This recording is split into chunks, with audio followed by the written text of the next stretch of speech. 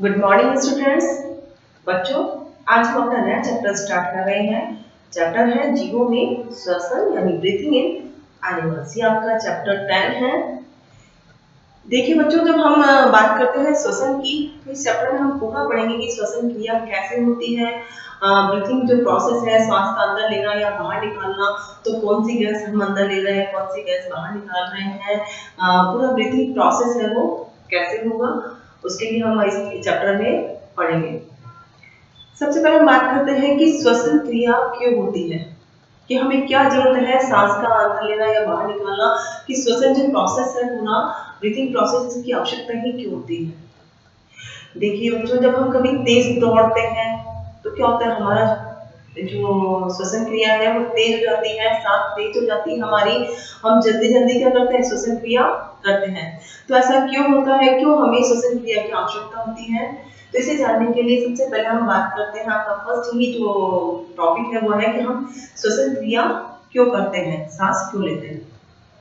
देखिए बच्चों, हम पिछले चैप्टर में भी, जो पिछली क्लासेस में पढ़ के आए हैं और चैप्टर सेकंड में भी हमने पढ़ा था कि सभी जो सजीव हैं इनका शरीर कोशिकाओं से मिलकर बना हुआ होता है। यानी शरीर की सबसे छोटी इकाई क्या होती है, सेल यानी कोशिका। तो कोशिका को अगर हमें परिभाषित करना है, कोशिका किसे कहते हैं, तो हम कहते हैं कि शरीर की संरचनात्मक व क्रियात्मक इकाई को कोशिका कहा जाता है। और यह शरीर की सबसे छोटी इकाई है, यूनिट सेल है ये। ओके, तो हम बात करते हैं कोशिका की। सबसे पहले हम बात करते हैं कोशिका। तो कोशिका को हम क्या कहेंगे, कैसे परिभाषित करेंगे कि यह शरीर की संरचनात्मक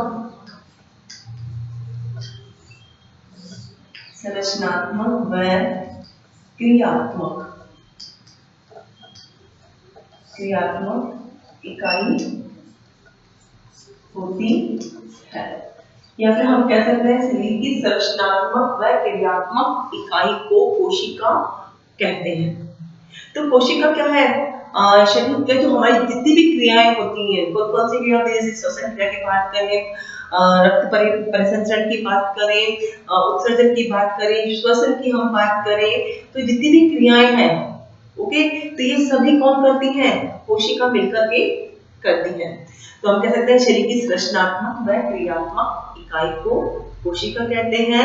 यह कोशिका, यह जो कोशिका है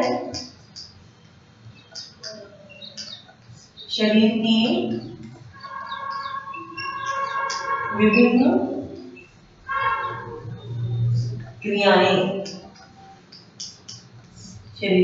क्रियाएं, जैसे उत्सर्जन, जनन, परिसंचरण,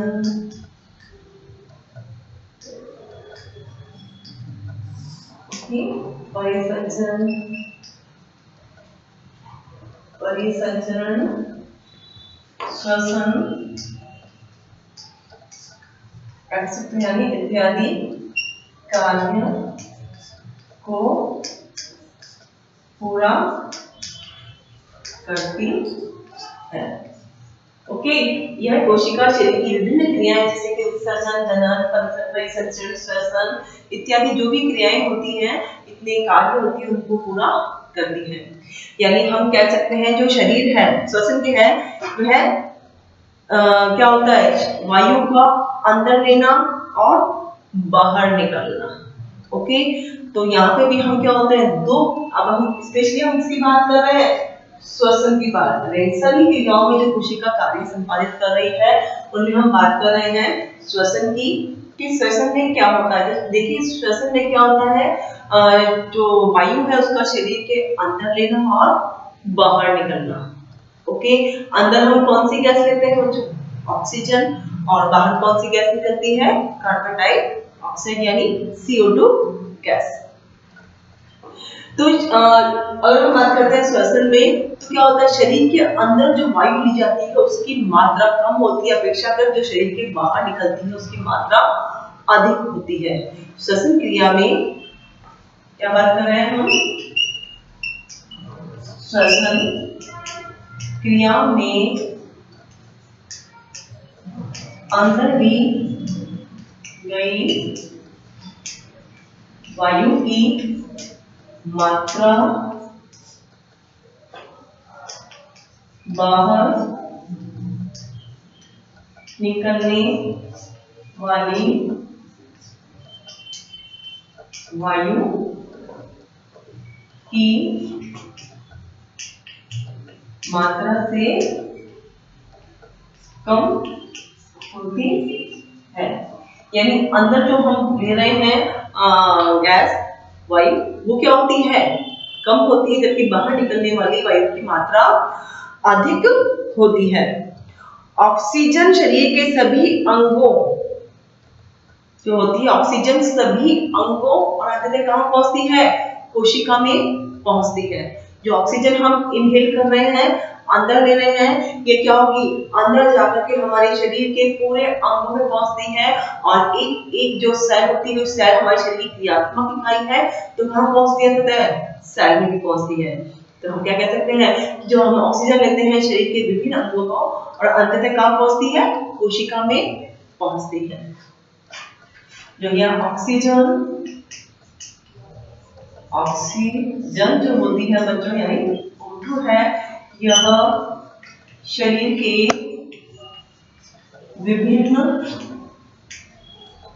अंगों व अंततः कहाँ पहुंचती है, आप लास्ट में कोशिका में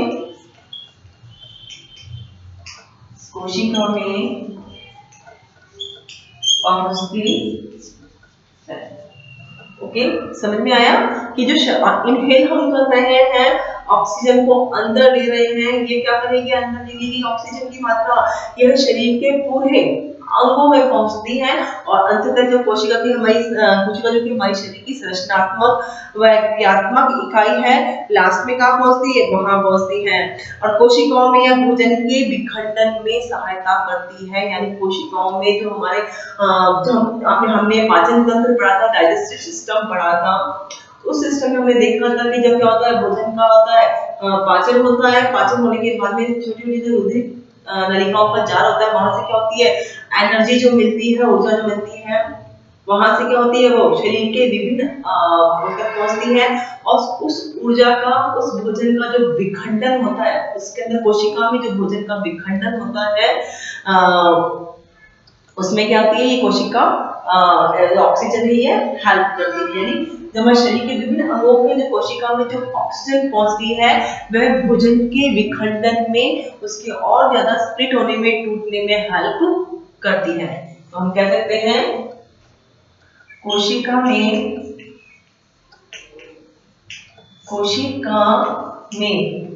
ऑक्सीजन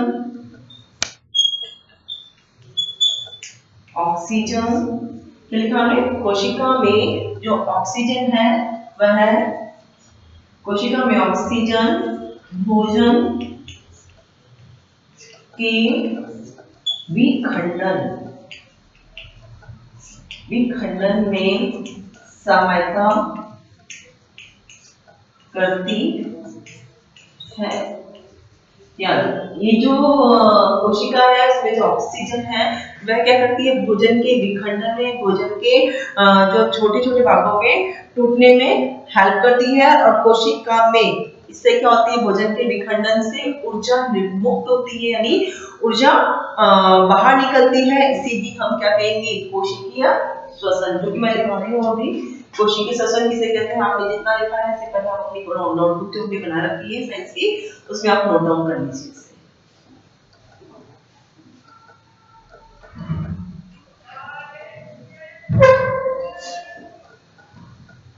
ओके, क्या पढ़ा हमने, पहले हमने बताया कोशिका किसे कहते हैं, ये शरीर की संरचनात्मक व क्रियात्मक इकाई होती है।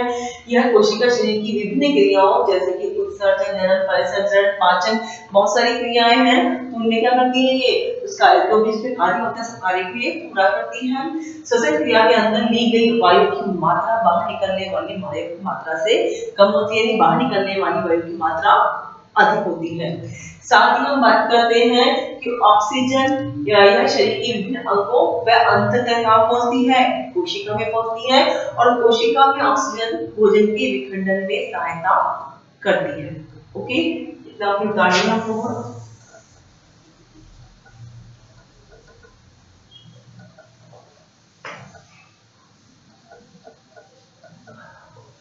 अब बात करते हैं हम कोशिकीय श्वसन की। देखो कोशिकीय श्वसन क्या होता है। तो कोशिकीय श्वसन हम उसको इस तरह से परिभाषित करते हैं, जब ऑक्सीजन श्वसन में ली गई ऑक्सीजन जब कोशिका में पहुंचती है तो कोशिका में जो भोजन के विखंडन में, ओके, तो कोशिका में भोजन के विखंडन में यह हेल्प करती है, सहायता करती है, और साथ में क्या होती है, ऊर्जा निर्मुक्त होती है। इसे ही हम क्या कहते हैं, कोशिकीय श्वसन, सेलुलर रेस्पिरेशन। कोशिकीय श्वसन किसे कहते हैं, तो हम कह सकते हैं कोशिकीय श्वसन कोशिका में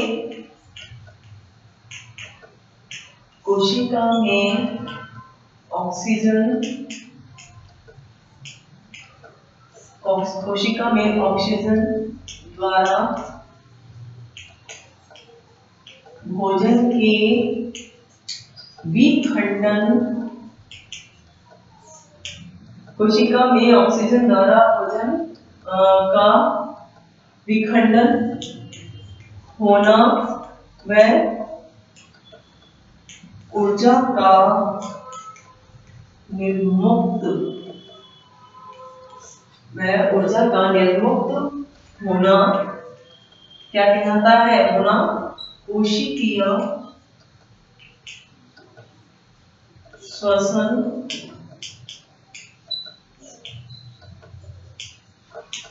कहलाता है। ओके, तो हम बात कर रहे हैं कोशिका में ऑक्सीजन द्वारा भोजन का विखंडन होना, भोजन का, और छोटे भोजन से हमने ऊर्जा ली थी, है ना, जो आवश्यक न्यूट्रिएंट्स हमने लिए थे किसने, जो रक्त वाहिकाओं के द्वारा, जब हमने पाचन तंत्र पढ़ा था उसमें हमने पढ़ा था कि जब जो हमारी आंख होती है, छोटी आंख से क्या होता है, भोजन में से जो भी आवश्यक तत्व है वो क्या होते हैं, वहां से अलग हो जाते हैं, अलग होकर रक्त वाहिकाओं द्वारा शरीर के विभिन्न भागों में पहुंचाने का कार्य करते हैं। और उन रक्त वाहिकाओं में जो भोजन के कण होते हैं, ठीक है ना, तो उसमें जब ऑक्सीजन मिलती है, कहां पर, कोशिका के अंदर, जब ऑक्सीजन हमारे श्वसन क्रिया के द्वारा जब ऑक्सीजन इसमें पहुंचती है, कोशिकाओं में पहुंचती है, तो उसमें भोजन का जो होता है क्या होता है, विखंडन, यानी बहुत छोटे-छोटे भागों में स्प्लिट हो जाता है, टूट जाता है, और टूटने के साथ ही क्या होती है, एनर्जी होती है वो निर्मुक्त हो जाती है, ऑक्सीजन जो एनर्जी वो फ्री हो जाती है, और इसी का ही होना क्या कहलाता है, ये कोशिकीय श्वसन यानी सेलुलर रेस्पिरेशन। अब अगर यहाँ हम बात करते हैं कि कोशिकीय श्वसन और ब्रीथिंग यानी सांस लेना, इन दोनों में क्या अंतर है। ब्रीथिंग एक नॉर्मल प्रोसेस है, यानी ऑक्सीजन का नासा छिद्रों के द्वारा, नासा द्वारों के द्वारा शरीर के अंदर लेना और CO2 गैस का बाहर निकलना, ये तो हम नॉर्मल बात करते हैं। श्वसन यानी ब्रीथिंग की हम बात करते हैं कि ये क्रिया कहलाती है श्वसन क्रिया, यानी ऑक्सीजन का अंदर लेना, नासा छिद्रों के द्वारा ऑक्सीजन का अंदर लेना, और कार्बन डाइऑक्साइड गैस यानी CO2 का बाहर निकालना, ये क्या कहलाता है, ब्रीथिंग यानी श्वसन। लेकिन यहाँ पे हम बात कर रहे हैं कोशिकीय श्वसन की यानी सेलुलर रेस्पिरेशन, तो ये उससे थोड़ा डिफरेंस हो गया। क्या होगा कि जब हमने जो ऑक्सीजन ब्रीथिंग के द्वारा हमने जो ऑक्सीजन ली थी वह हमारे शरीर के विभिन्न अंगों तक पहुंच रही है, और अंगों में भी कहां पहुंच रही है, हर कोशिका में, प्रत्येक कोशिका में पहुंच रही है, और उस कोशिका में ऑक्सीजन के द्वारा भोजन का क्या होता है, विखंडन होता है, भोजन और छोटे-छोटे भागों में टूटना, स्प्लिट होना, और साथ में ही एनर्जी का रिलीज होना, ऊर्जा का निर्मुक्त होना ही क्या कहलाता है, कोशिकीय श्वसन, यानी कोशिका में होने वाली श्वसन क्रिया को क्या कहते हैं, कोशिकीय श्वसन कहा जाता है। यानी हम कह सकते हैं कोशिका में जो भोजन है, भोजन यानी क्या, ग्लूकोज, जो ग्लूकोज होता है उसका क्या होता है, ऑक्सीजन का उपयोग करके वह क्या करता है, CO2 व H2O में विखंडित हो जाता है, टूट जाता है। तो हम कह सकते हैं यहाँ पे भोजन में भी क्या होता है, हम बात कर रहे हैं ग्लूकोज, भोजन का ऑक्सीजन द्वारा इसमें चेंज आता है, किसे बदल जाता है, CO2 यानी कार्बन डाइऑक्साइड, where H2O में विखंडित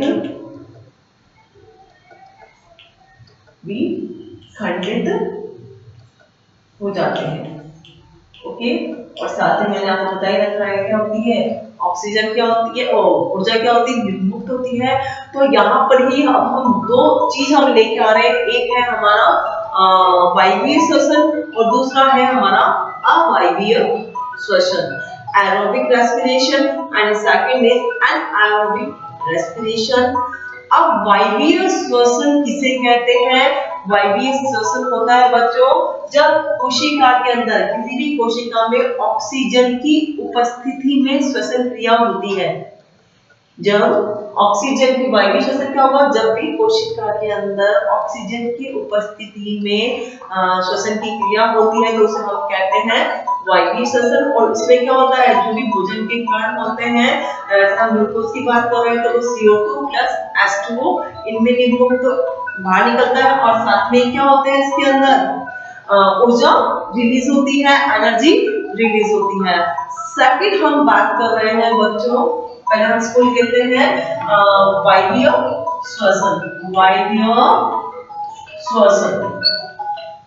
देखिए ये है, हम बात कर रहे हैं वायवीय श्वसन, और वायवीय श्वसन क्या होता है, जब कोशिका में वायु की उपस्थिति यानी वायु की प्रेजेंस में श्वसन क्रिया होती है, इसे क्या कहेंगे, इसे वायवीय श्वसन कहते हैं। ओके, एरोबिक रेस्पिरेशन कहते हैं जब कोशिका में वायु की उपस्थिति में श्वसन क्रिया होती है तो इसे क्या कहेंगे, वायवीय श्वसन। और वायु कौन सी होगी बच्चों, ये हमें पता है क्या होती है, ऑक्सीजन यानी O2 गैस होती है। तो हम यहाँ पे लिखते हैं जैसे भोजन है, और भोजन में हम सीधे बात करते हैं ग्लूकोज, ग्लूकोज की हम बात कर रहे हैं, ये ग्लूकोज क्या होगा, ऑक्सीजन की उपस्थिति में, जब ग्लूकोज है सेल के अंदर, कोशिका के अंदर जब ग्लूकोज का विखंडन होता है किसकी उपस्थिति में, ऑक्सीजन की उपस्थिति में, तो हमें क्या मिल रहा है यहाँ पे, तो CO2 गैस प्लस H2O और साथ में ही ऊर्जा यानी एनर्जी रिलीज होती है। तो इसको हम कहते हैं वायवीय श्वसन यानी एरोबिक रेस्पिरेशन।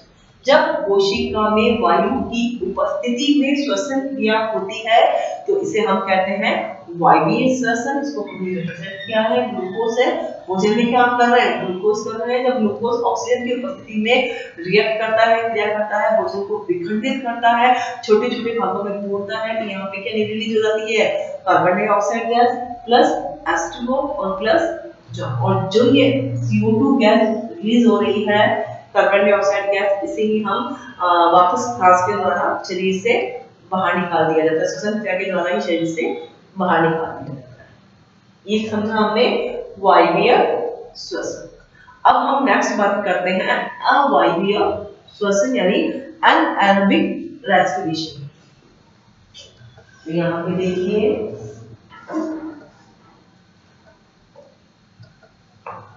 यहाँ से मैं साफ कर रही हूँ, इसे आप अपनी कॉपी में उतार दीजिए।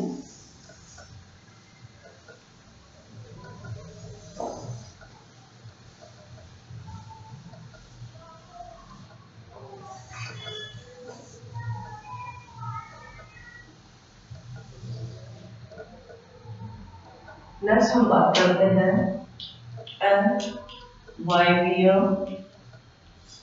श्वसन। अवायवीय श्वसन देखिए, अवायवीय श्वसन का मतलब क्या होता है, जब जो श्वसन की क्रिया क्या हो, वायु की अनुपस्थिति में हो यानी ऑक्सीजन की एब्सेंस में जब श्वसन की क्रिया होती है तो उसे हम कहते हैं अवायवीय श्वसन। समझ में आ गया? जैसे कि एक इंसेक्ट है यीस्ट, यीस्ट की जब हम बात करते हैं तो उसमें जो श्वसन क्रिया होती है वह ऑक्सीजन की अनुपस्थिति में होती है और ऑक्सीजन के बिना भी वह क्या रहता है, जीवित रहता है। तो हम बात कर रहे हैं यीस्ट है, यीस्ट यह ऑक्सीजन की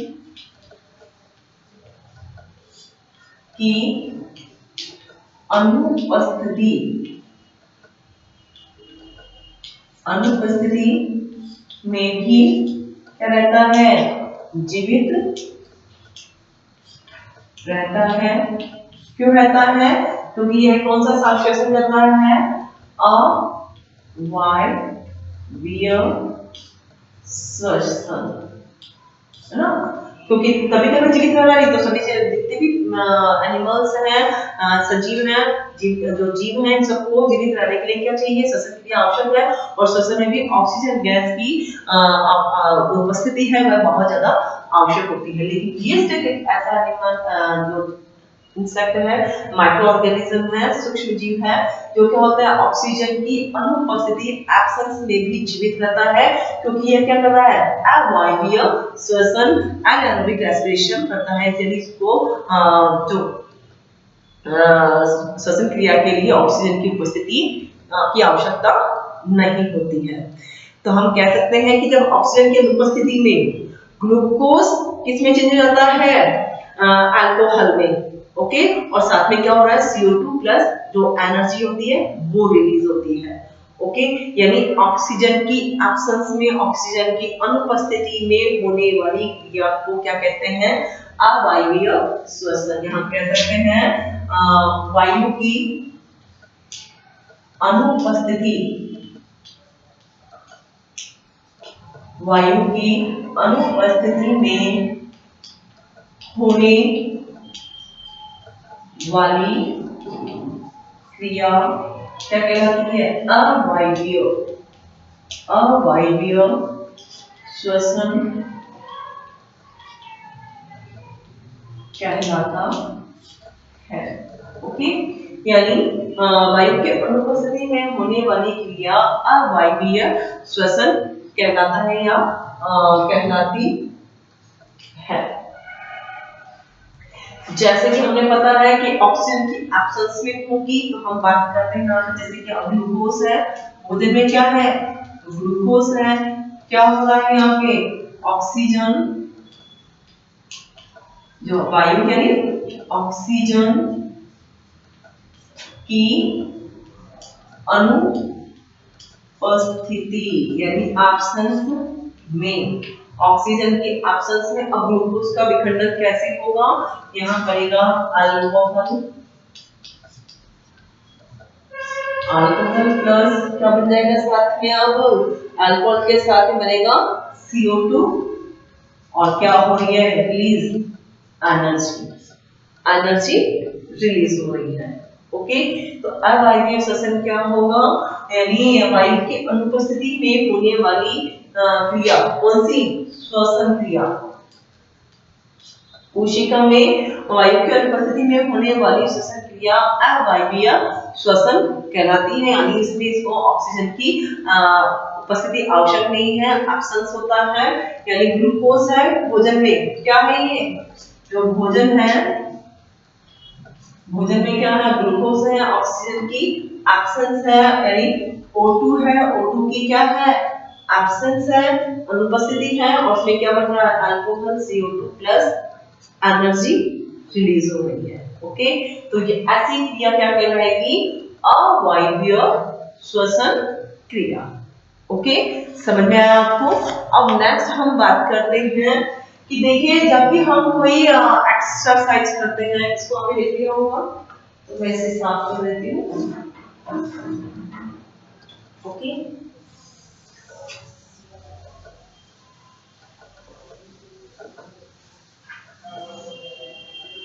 नेक्स्ट हम बात करते हैं कि जो पेशियां होती हैं, मसल्स होती हैं, उनमें भी श्वसन क्रिया होती है, लेकिन वो कैसे होती है। देखिए क्या होता है जब हम कभी कोई एक्सरसाइज करते हैं या तेज दौड़ते हैं तो उससे हमारी जो हमारी ब्रीथिंग प्रोसेस है, ब्रीथिंग जो एक्टिविटी है वो क्या होती है, तेज हो जाती है। ब्रीथिंग श्वसन क्रिया तेज हो जाती है, हम बहुत तेजी से सांस लेना स्टार्ट कर देते हैं, यानी ऑक्सीजन की क्या हो जाती है, कमी हो जाती है। हमारी जो मसल्स हैं, पेशियां हैं, इनमें जब हम तेजी से ब्रीथिंग करेंगे, तेजी से ऑक्सीजन इनहेल करेंगे तो क्या होता है, उससे ऑक्सीजन की कमी हो जाती है। किसमें, हमारी मसल्स में, हमारी पेशियों में मसल्स की जो ऑक्सीजन कमी होती है और हमें ज्यादा ऊर्जा की आवश्यकता होती है, हमें ज्यादा एनर्जी चाहिए उस समय। जब ज्यादा एनर्जी की आवश्यकता होती है तो क्या होती है, पेशियों में अवायवीय श्वसन होता है, वहां पे भी क्या होता है, ऑक्सीजन की अनुपस्थिति हो गई, ज्यादा श्वसन क्रिया हो गई। ज्यादा श्वसन से क्या होता है, जब ब्रीथिंग प्रोसेस तेज हो जाएगा, श्वसन क्रिया तेज हो जाएगी तो ऑक्सीजन हमें चाहिए, ज्यादा चाहिए, ऑक्सीजन की अनुपस्थिति होती है। और ऑक्सीजन की अनुपस्थिति जो भी हमारी मसल्स हैं, पेशियां हैं, वो क्या करती हैं, अवायवीय श्वसन। तो हम कह सकते हैं अधिक ऊर्जा की आवश्यकता,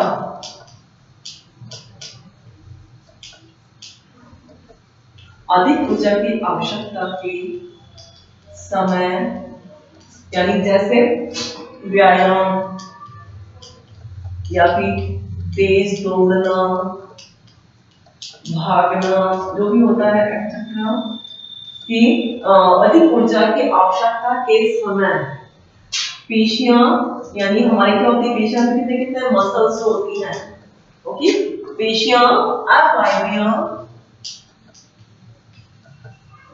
अवायवीय श्वसन की क्रिया करती है, ओके।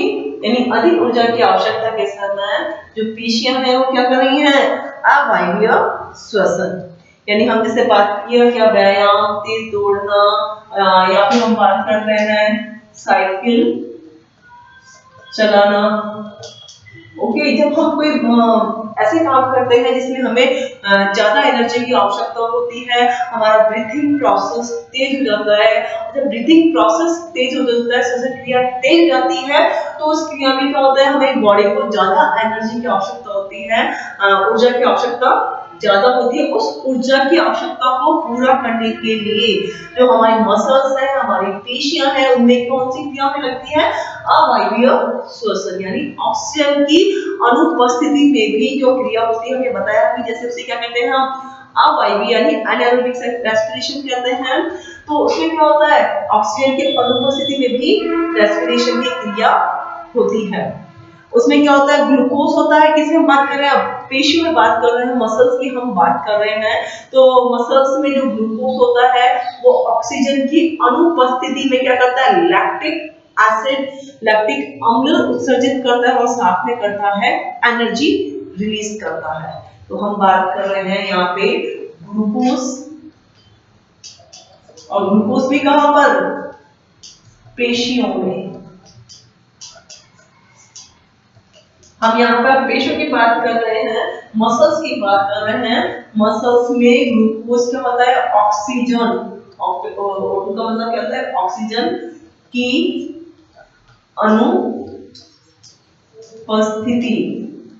में, ऑक्सीजन की अनुपस्थिति में ग्लूकोज है, जिससे मसल्स के अंदर है, ऑक्सीजन की अनुपस्थिति में उससे क्या हो रहा है, विखंडन हो रहा है, और विखंडन होने के साथ में क्या बन रहा है, यहाँ पर लैक्टिक एसिड, लैक्टिक अम्ल प्लस ऊर्जा, एनर्जी है वो रिलीज हो रही है, लैक्टिक एसिड बन रहा है और साथ में क्या हो रहा है, एनर्जी रिलीज हो रही है, ओके।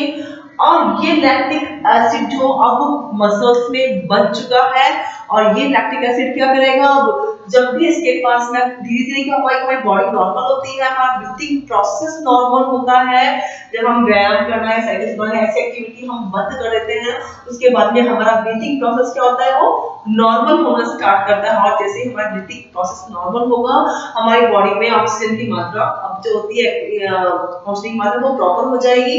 सब जो मसल्स है, प्रत्येक कोशिका में क्या होगा, ऑक्सीजन प्रॉपर पहुंचेगी और ऑक्सीजन के प्रॉपर पहुंचने पर जो ये लैक्टिक एसिड है यह बच्चों किसमें चेंज हो जाता है, CO2 यानी कार्बन डाइऑक्साइड प्लस H2O में रिलीज हो जाता है, यानी इसका पूर्ण विखंडन हो जाता है किसका, लैक्टिक एसिड का। तो हम कह सकते हैं जो लैक्टिक एसिड है, लैक्टिक अम्ल है, बेसिकली क्या होता है, ये पेशियों में ऐंठन का कार्य करता है, पेशियों में ऐंठन, अभी बताती हूँ ये क्या होता है ऐंठन करना पेशियों में। सेकंड हम बात करते हैं ऑक्सीजन की, ऑक्सीजन की आपूर्ति होने पर, यानी ऑक्सीजन का प्रॉपर मात्रा मिलने पर, ऑक्सीजन की आपूर्ति होने पर यह जो लैक्टिक अम्ल है, जो ये लैक्टिक अम्ल है ये किसमें हो जाता है, स्प्लिट हो जाता है CO2 प्लस H2O, और ये क्या कहलाता है, पूर्ण विखंडन, पूर्ण विखंडन कहलाता है। बच्चों बहुत इंपॉर्टेंट चीज है, आगे आपको बहुत हेल्प करेगी, नेक्स्ट एक जो क्लास होंगी आपकी 8th 9th 10th में आपको बहुत ज्यादा हेल्प मिलेगी इससे, तो आप इसको अच्छी तरह से समझेंगे। हम बात कर रहे थे अभी जो मसल्स हैं, पेशियां हैं, इनमें किस तरह से श्वसन क्रिया होती है। मैंने बताया आपको, जब भी हम कोई भी ऐसी एक्टिविटी करते हैं, जैसे कि हमने एक्सरसाइज करी या हमने तेज दौड़ा या साइकिल तेज चलाई, उस स्थिति में क्या होगा, हमारी जो श्वसन की ब्रीथिंग प्रोसेस है वो तेज हो जाता है। तेज होने से क्या होता है, मैंने आपको कि हमारे मसल्स हैं उसमें ऑक्सीजन प्रॉपर नहीं पहुंचता, यानी ऑक्सीजन की शॉर्टेज हो जाती है, कमी हो जाती है, और उस कमी को पूरा करने के लिए जो मसल्स है वो कौन सी करती है, अवायवीय श्वसन करती है। एनारोबिक रेस्पिरेशन होता है, यानी पेशियों में जो ग्लूकोज होता है उसका ऑक्सीजन की अनुपस्थिति में किसमें हो जाता है, lactic acid and energy release होती है, जो कि हमारी उस समय की जो एनर्जी की अधिक आवश्यकता होती है उसको पूरा करती है। लेकिन जैसे ही क्या होती है, ऑक्सीजन की आपूर्ति पूरी होती है, प्रॉपर ऑक्सीजन हमारी बॉडी को मिलती है, तो मसल्स में जो लैक्टिक एसिड है अब किसमें स्प्लिट हो जाता है, CO2 प्लस H2O, यानी इनका अब पूर्ण विखंडन हो जाता है, यानी पूर्ण रूप से अब इनका डिवीजन हो गया। लेकिन हमने यहाँ बात करी कि लैक्टिक जो अम्ल है ये पेशियों में ऐंठन का कार्य करता है। देखिए जब क्या होता है, आप कोई भी एक्सरसाइज करते हैं उसके बाद आपने देखा है कभी बहुत दिनों के बाद आप कोई एक्सरसाइज करें तो आपकी मसल्स होती है वो टाइट हो जाती हैं, ठीक है ना, उनमें दर्द भी होता है, मसल्स हाथ की या पैर की जो मसल्स है वो टाइट हो जाती है उनमें, इसे हम कहते हैं टाइट होना यानी ऐंठना। तो वो ऐंठन किस कारण से होती है, लैक्टिक एसिड के कारण होती है। जब लैक्टिक एसिड आपके मसल्स में ज्यादा मात्रा में प्रोड्यूस हो जाता है, प्रोड्यूस होने से वो शरीर के अंदर ऐंठन का कार्य करता है। और वो ऐंठन कब दूर होती है, आपके शरीर की जो टाइटनेस होती है वो कब दूर होती है, जैसे ही आपके शरीर में प्रॉपर ऑक्सीजन पहुंचेगा तो उस लैक्टिक एसिड का विखंडन हो जाएगा, विखंडन होकर के किसमें स्प्लिट हो जाएगा, CO2 प्लस H2O में विखंडित हो जाएगा। ओके तो बच्चों आज के जो लेक्चर है इसमें हम इतना ही करेंगे, आगे का जो लेक्चर है हम नेक्स्ट जो लेक्चर आएगा उसमें कंटिन्यू करेंगे इस चैप्टर को। लेकिन जितना मैंने पढ़ाया बच्चों बहुत इंपॉर्टेंट है आज का चैप्टर, इसे आप समझने की कोशिश करें, ब्रीथिंग प्रोसेस पूरा समझने की कोशिश करें, और जो भी हमने नोट्स बनाए हैं इसे आप अपनी कॉपी में उतारेंगे, ताकि आपको जब भी आप इस नोट्स को पढ़ेंगे तो आपको फटाफट से चैप्टर पूरा समझ में आ जाएगा। फिर भी अगर आपको कोई भी प्रॉब्लम आती है, एनी प्रॉब्लम, जब भी कोई प्रॉब्लम आएगी तो आप मुझे अपने व्हाट्सएप ग्रुप पर पूछ सकते हैं। Okay, thank you.